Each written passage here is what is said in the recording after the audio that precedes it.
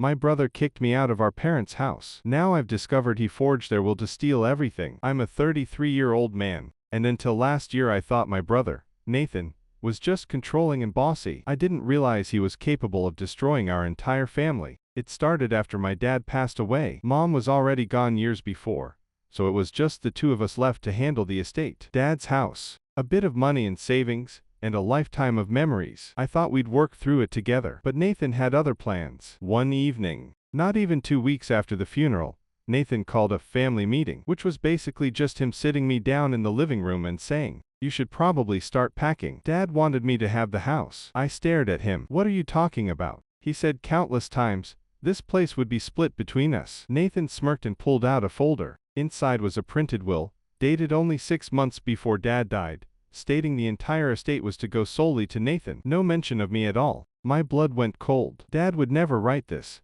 I said, my hands shaking as I scanned the page. The signature looked like Dad's, but something about it was off. The letters uneven, the lines shaky. "Sorry, man," Nathan said, not even pretending to be sad. "I know it sucks, but Dad didn't trust you to handle things. You're better off finding your own place." And just like that, my brother, my own blood, was kicking me out of the house I grew up in. I packed a bag and left that night, crashing on a friend's couch. But something inside me burned. I couldn't let this go. Dad didn't play favorites. He loved us both, even when we didn't deserve it. There was no way he'd just cut me out completely. So I started digging, and what I found proved that Nathan hadn't just lied. He'd committed fraud. The night I left the house, I barely slept. I lay awake on my friend's lumpy couch, replaying the look on Nathan's face when he showed me that will. He hadn't even faked sadness. He looked smug, triumphant, like he'd been waiting for that moment. Something about that signature kept nagging at me. My dad had been a meticulous man,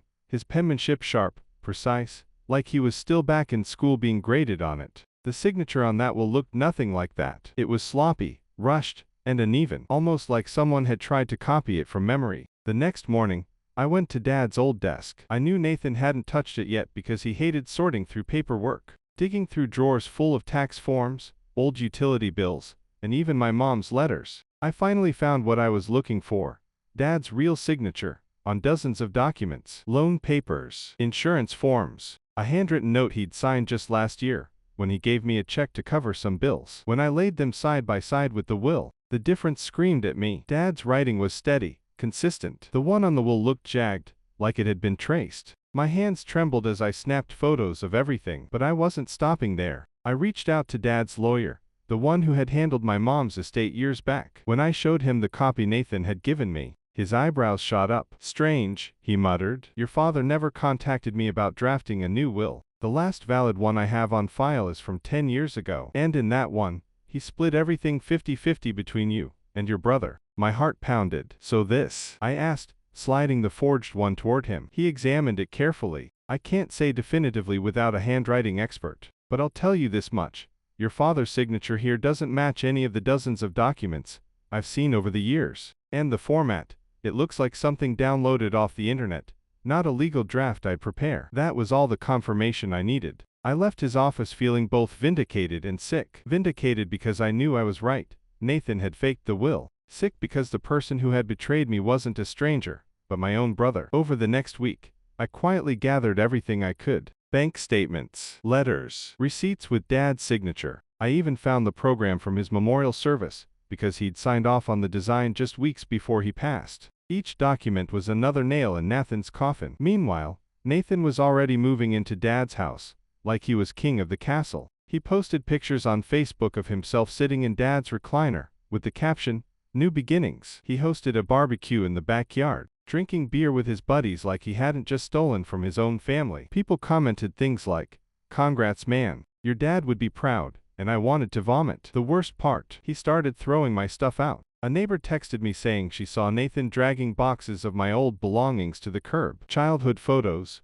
books, even some of Mom's jewelry she had promised me before she died. Gone. That was when my grief turned to pure rage. I knew I had to confront him. Not just with words, but with proof. So I printed out everything, put it in a thick folder, and drove back to the house. Nathan was in the living room, feet up on Dad's coffee table, watching TV like nothing had happened. When he saw me, he smirked. "Back to beg. Told you, Man, the house is mine. I dropped the folder on his lap. Not for long. He flipped it open, his smirk faltering as he saw page after page of Dad's real signature next to the forgery. His face went pale. What the hell is this? He muttered. This, I said, my voice shaking, is proof that you forged Dad's will. And when I take this to court, you're going to lose everything you think you won. For the first time since this nightmare began, I saw fear in his eyes. But he wasn't going down quietly. When I dropped that folder into Nathan's lap, I thought maybe, just maybe, the sight of hard proof would finally shatter his smug little act. For a split second,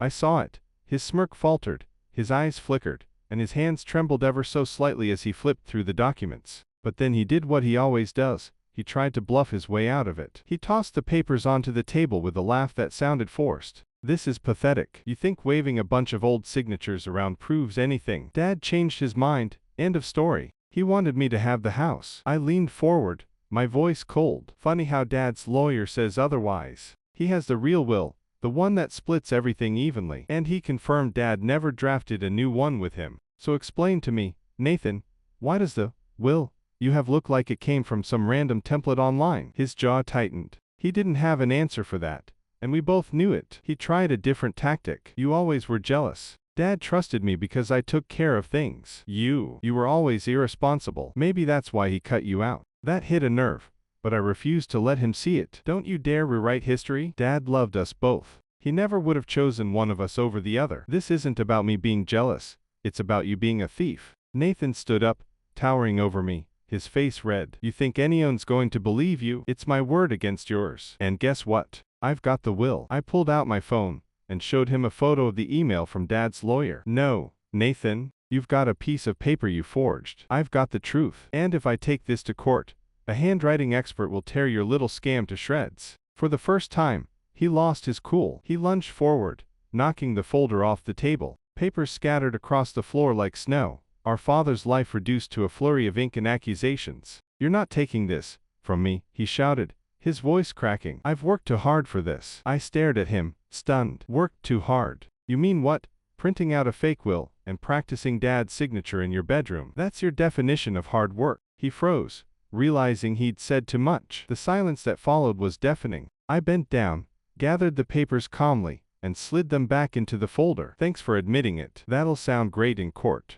Nathan's face twisted with panic. He tried to backpedal immediately. I didn't mean it like that. You're twisting my words. No, Nathan, I said, standing up. You did this to yourself, and I'm not letting you get away with it. I turned to leave, folder tucked under my arm, but he grabbed my shoulder. His grip was tight, desperate. Wait, just wait. We can work something out. You don't need to drag this through court. Think about it. You'll ruin the family's reputation. People will talk. Do you really want that? I shook his hand off. The only person who ruined this family's reputation is you. As I walked out, I heard him shouting after me, his voice breaking between rage and fear. If you go through with this, you'll regret it. You hear me? You'll regret it. But I didn't look back, because for the first time since Dad died, I felt like I was finally standing on solid ground. Of course, I knew Nathan wasn't going to give up easily. He was a cornered animal now, and cornered animals bite. And I had no idea just how ugly the fight was about to get. After that confrontation, I knew Nathan wouldn't sit quietly and wait for me to drag him into court. He'd never been the type to admit defeat. His pride was too inflated, his need to control too strong. And sure enough, within days, he started his counterattack. It began with the phone calls. My aunt phoned me out of the blue one evening, her voice sharp. What's this I hear about you accusing your brother of forgery? How dare you dishonor your father's memory like that? I almost dropped the phone. What? Aunt Carol, I'm not dishonoring anyone. Nathan faked Dad's will. I have proof. But she wouldn't listen. Nathan told us you've been making wild accusations because you're jealous. He said Dad cut you out for a reason. And honestly, knowing your track record with money, I can believe it. My blood boiled. Nathan had moved fast. He'd already poisoned the well, turning family against me before I could present the truth. Over the next week, it spread. Cousins stopped replying to my texts. A family friend I'd known since childhood gave me the cold shoulder at the grocery store. Nathan had gone on a full-blown PR campaign, painting me as the bitter brother trying to steal what wasn't mine. The breaking point came at a family gathering. My uncle had organized a small dinner to bring everyone together after Dad's passing. I knew it would be tense, but I wasn't prepared for the ambush. The moment I walked in, I felt eyes on me. Nathan was already there, sitting at the head of the table like he owned the place. He stood when I entered and said loudly enough for everyone to hear, "Glad you could make it. Maybe now you can explain to everyone why you're trying to sue your own family." I froze, every muscle in my body tightening. The room went silent, everyone waiting for my response. So I set the folder down on the table and said, "Gladly." I pulled out the documents one by one.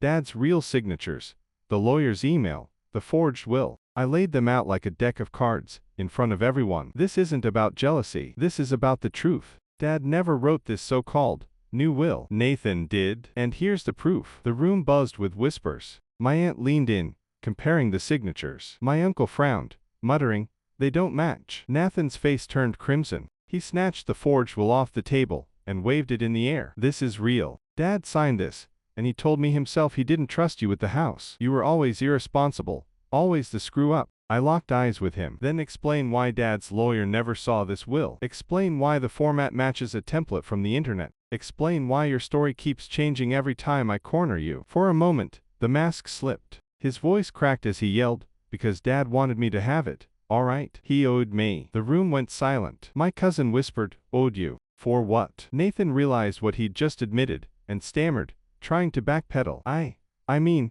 he knew I was the one taking care of things. He trusted me more. But the damage was done. People had heard the desperation in his voice. They'd seen the proof in front of them. Still, he wasn't going down without a fight. He jabbed a finger at me, and shouted, "You're trying to tear this family apart. Over money." I took a deep breath, my hands shaking, and said, "No, Nathan. You tore this family apart the moment you decided to lie and steal. Dad raised us better than this. And the fact that you'd throw me out of the house he built, just so you could play king of the castle, tells everyone here exactly who you are." The table erupted, my aunt shouting at me, my uncle shouting at Nathan, cousins caught in the middle. It was chaos, decades of family tension spilling out all at once. I walked out, folder under my arm, leaving the shouting behind me. I didn't need their approval anymore. I had the truth. And soon, I'd have the law on my side. But as I drove away that night, I couldn't shake the feeling that Nathan wasn't finished. He'd already tried turning the family against me. The next step would be dirtier, and I had to be ready for it. When I left that family dinner,